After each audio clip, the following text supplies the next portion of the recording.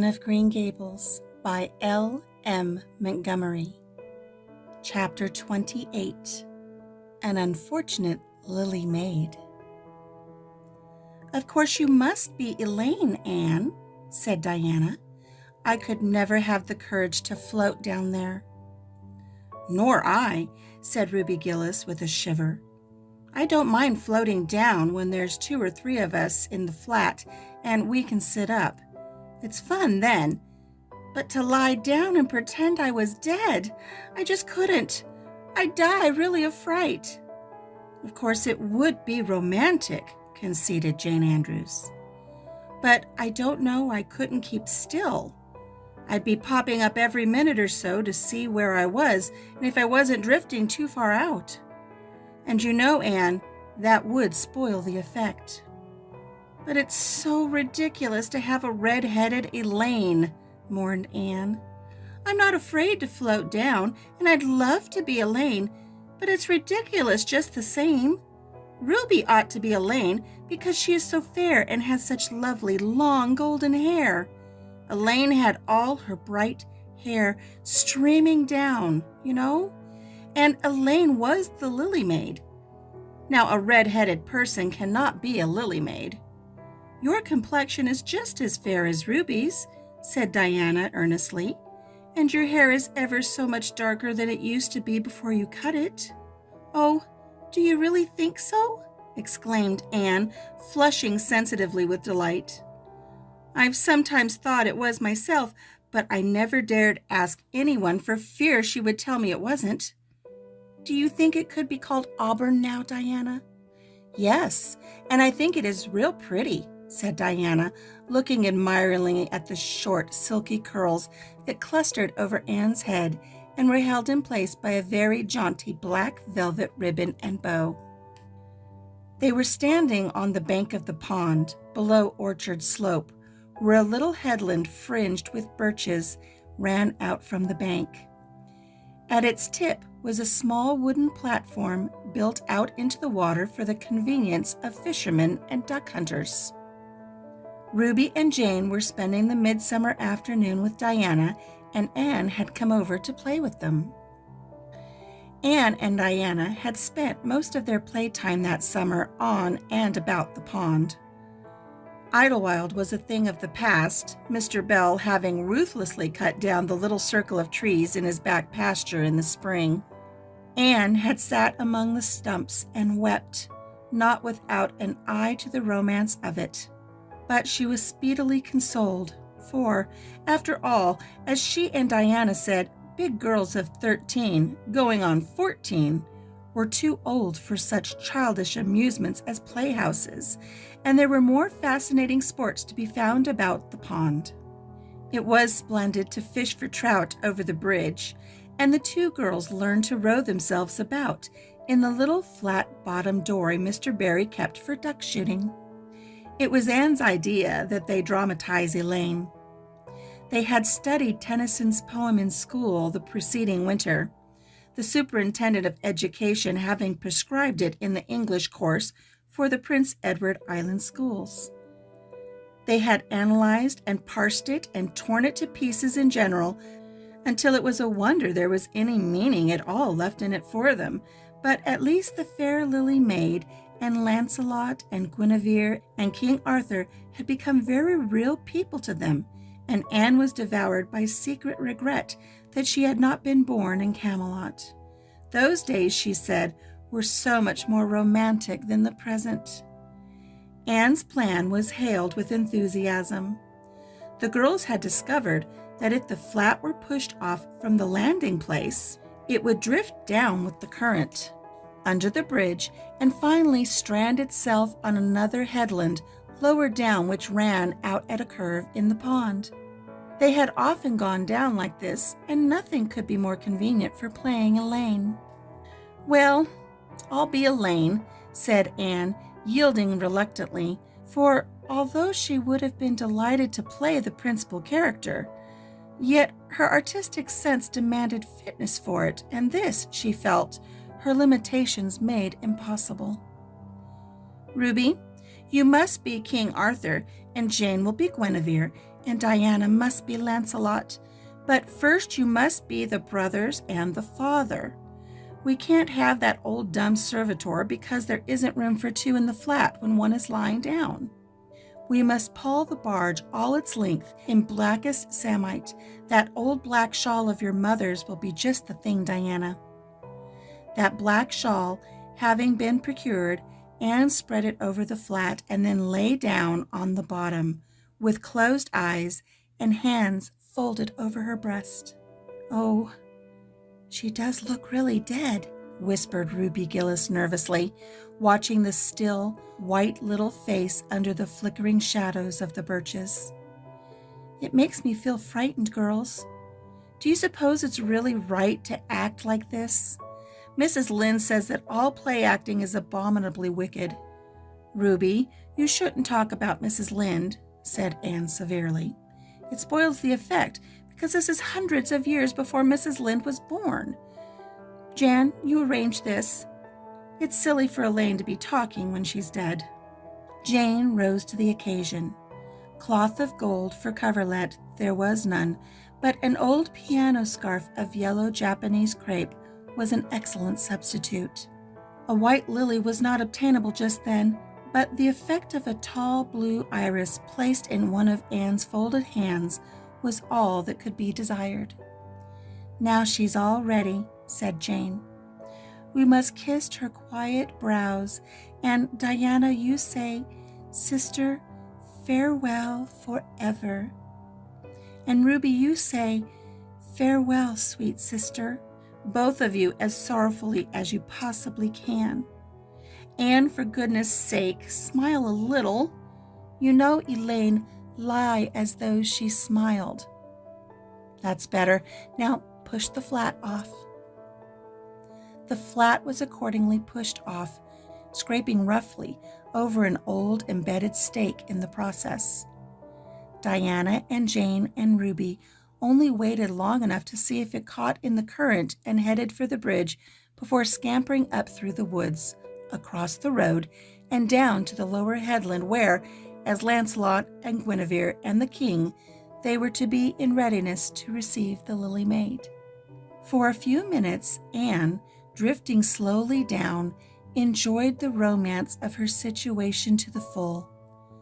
Then something happened not at all romantic. The flat began to leak. In a very few moments, it was necessary for Elaine to scramble to her feet, pick up her cloth of gold coverlet and pall of the blackest samite, and gaze blankly at a big crack in the bottom of her barge, through which the water was literally pouring. That sharp stake at the landing had torn off the strip of batting nailed on the flat. Anne did not know this, but it did not take her long to realize that she was in a dangerous plight. At this rate, the flat would fill and sink long before it could drift to the lower headland. Where were the oars? Left behind at the landing. Anne gave one gasping little scream which nobody ever heard. She was white to the lips, but she did not lose her self-possession. There was one chance, just one. "I was horribly frightened," she told Mrs. Allen the next day, "and it seemed like years while the flat was drifting down to the bridge and the water rising in it every moment. I prayed, Mrs. Allen, most earnestly, but I didn't shut my eyes to pray, for I knew the only way God could save me was to let the flat float closely enough to one of the bridge piles for me to climb up on it. You know the piles are just old tree trunks, and there are lots of knots and old branch stubs on them. It was proper to pray, but I had to do my part by watching out, and right well I knew it. I just said, 'Dear God, please take the flat close to a pile and I'll do the rest,' over and over again. Under such circumstances, you don't think much about making a flowery prayer. But mine was answered, for the flat bumped right into a pile for a minute, and I flung the scarf and the shawl over my shoulder and scrambled up on a big providential stub. And there I was, Mrs. Allen, clinging to that slippery old pile with no way of getting up or down. It was a very unromantic position, but I didn't think about that at the time. You don't think much about romance when you have just escaped from a watery grave. I said a grateful prayer at once, and then I gave all of my attention to holding on tight, for I knew I should probably have to depend on human aid to get back to dry land. The flat drifted under the bridge and then promptly sank in midstream. Ruby, Jane, and Diana, already awaiting it on the lower headland, saw it disappear before their very eyes and had not a doubt but that Anne had gone down with it. For a moment they stood still, white as sheets, frozen with horror at the tragedy. Then, shrieking at the top of their voices, they started on a frantic run up through the woods, never pausing as they crossed the main road to glance the way of the bridge. Anne, clinging desperately to her precarious foothold, saw their flying forms and heard their shrieks. Help would soon come, but meanwhile her position was a very uncomfortable one. The minutes passed by, each seeming an hour to the unfortunate Lily Maid. Why didn't somebody come? Where had the girls gone? Suppose they had fainted, one and all. Suppose nobody ever came. Suppose she grew so tired and cramped that she could hold on no longer. Anne looked at the wicked green depths below her, wavering with long, oily shadows, and shivered. Her imagination began to suggest all manner of gruesome possibilities to her.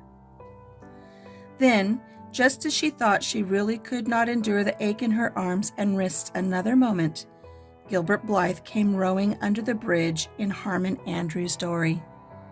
Gilbert glanced up and, much to his amazement, beheld a little white, scornful face looking down upon him with big, frightened, but also scornful gray eyes. "Anne Shirley, how on earth did you get there?" he exclaimed. Without waiting for an answer, he pulled close to the pile and extended his hand. There was no help for it. Anne, clinging to Gilbert Blythe's hand, scrambled down into the dory, where she sat, drabbled and furious, in the stern with her arms full of dripping shawl and wet crepe. It was certainly extremely difficult to be dignified under the circumstances. "What has happened, Anne?" asked Gilbert, taking up his oars. "We were playing Elaine," explained Anne frigidly, without even looking at her rescuer, "and I had to drift down to Camelot in the barge. I mean the flat. The flat began to leak, and I climbed out on the pile. The girls went for help. Will you be kind enough to row me to the landing?" Gilbert obligingly rowed to the landing, and Anne, disdaining assistance, sprang nimbly on shore. "I'm very much obliged to you," she said haughtily as she turned away.